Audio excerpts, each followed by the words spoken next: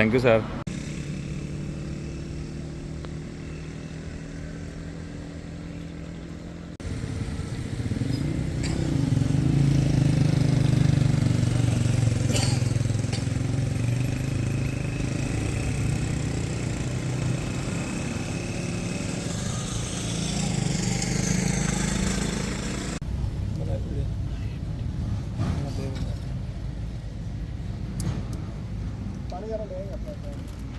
पानी वाला यार ले आओ, पानी यार कंप्लीट कर देते हैं।